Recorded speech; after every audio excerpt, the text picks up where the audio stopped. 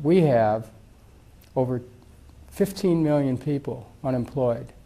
10 to 12 million people will lose their homes in the next year. 47 million Americans go to bed hungry every night. 47 million Americans don't have any health care. Millions of Americans have lost their investments, their pensions, their retirement security. We have things to take care of here at home, and we cannot continue to spend money on these foreign adventures. War is part of our permanent economy, and a war-based economy eventually is going to collapse because it relies on death, it makes money for military contractors, it limits the opportunities of young people for the future, and it drains money from other priorities. We can't sustain this. America's going broke. War on terror has the ability to allow the U.S. to carry out military operations that since 2001 have taken the lives of more than 1 million civilians. In Iraq, in Afghanistan, now in Libya, and of course that leads to an escalation of resistance, of hatred, of revenge. And so in terms of keeping the American people safe, that's a ridiculous notion.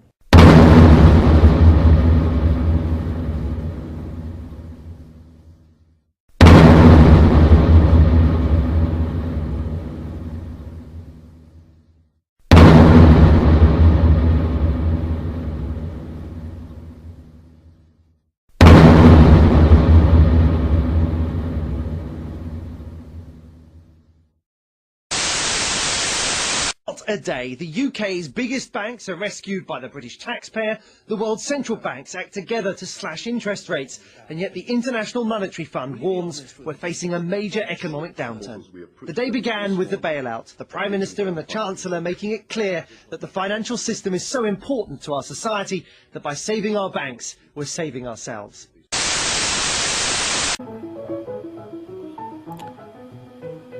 If you read economics, they present it as though it's a science. I've read through much of the curriculum of what bachelor's and master's degree Harvard University students would read for their degrees in economics. Economics is not a science. It's an invention. It's a contrivance. It's funny, you look at economics books and they have graphs and charts and they make complex novel equations. It's all contrived. It doesn't have any relationship to the natural order of things. It is based upon a folk way of orienting production and distribution, and we've established this massive structure that makes it seem valid. There's really nothing anyone needs to know about economics than the fact that the entire global economic system is based upon people constantly consuming, irregardless of the state of affairs and natural orders of energy, planetary materials, and anything else. It is blind, narrow consumption with absolutely no regard for the environment. As of right now, we are running out of oil. We are going to be running out of natural gas. In fact, very simply, all fossil fuels, which is the governance of all society, our entire society is completely created based on fossil fuels, from the plastics, everything. I won't even go into it.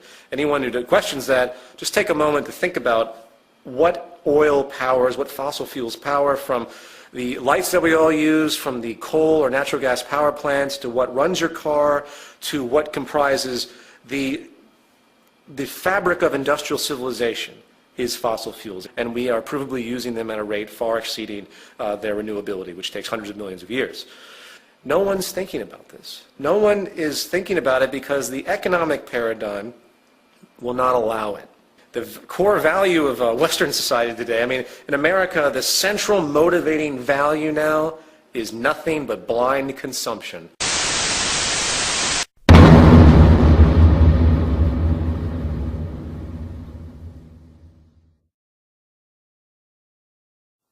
And then during the Depression, there were 15 million people sleeping in every empty lot. That's a lot of people.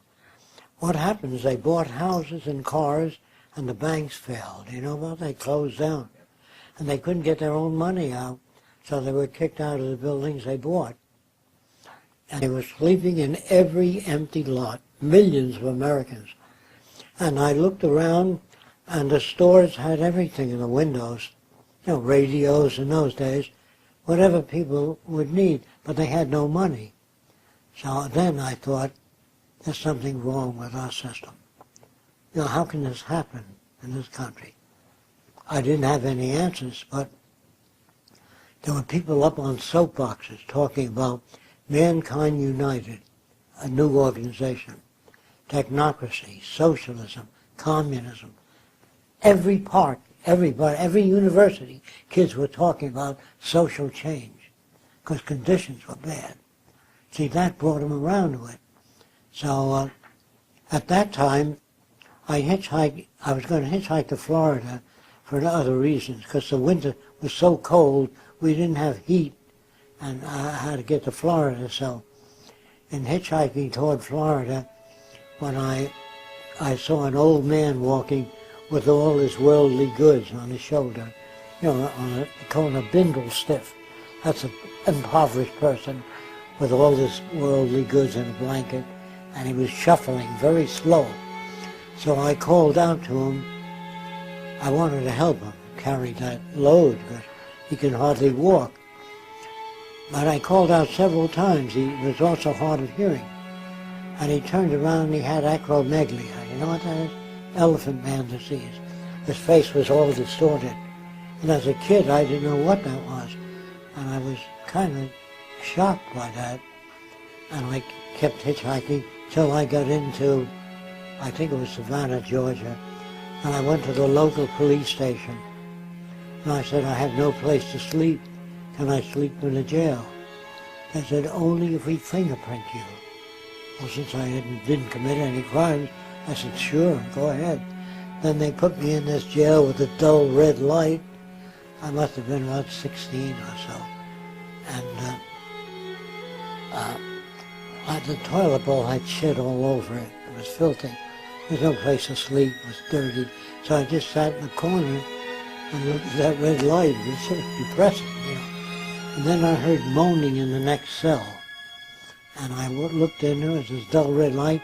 There was this guy with acromegaly, the old man with a distorted face who couldn't speak.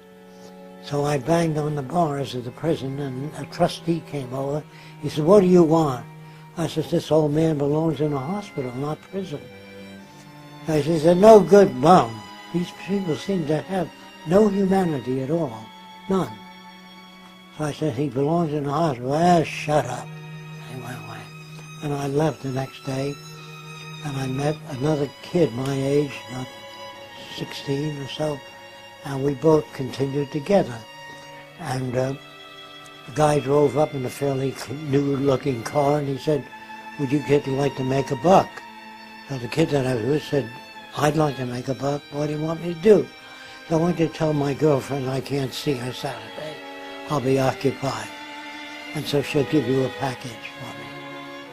So what the note said, I found out later, the girl was a cashier at a movie theater. And the note that the kid gave to the girl was, if you don't give the kid all the money you've got there, we'll blow your head off. We got guns aimed at you. So the guy was using this kid, and this kid didn't know what the hell it was about. So the woman screamed, and the police came and took the kid away. I had nothing I could do. I was in rags myself, you know. And I remember saying in my own head, boy, this shit's got to go.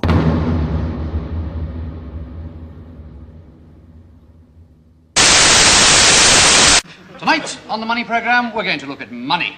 Lots of it, on film and in the studio. Some of it in nice piles, others in lovely clanky bits of loose change. Some of it neatly counted into fat little hundreds, delicate fivers stuffed into bulging wallets, nice crisp clean checks, pert pieces of copper coinage thrust deep into trouser pockets, romantic foreign money rolling against the thigh with rough familiarity, beautiful wayward curly-cued banknotes, filigree copper grating cheek by jowl with tumbling hexagonal milled edges, rubbing gently against the terse leather of beautifully balanced bank books.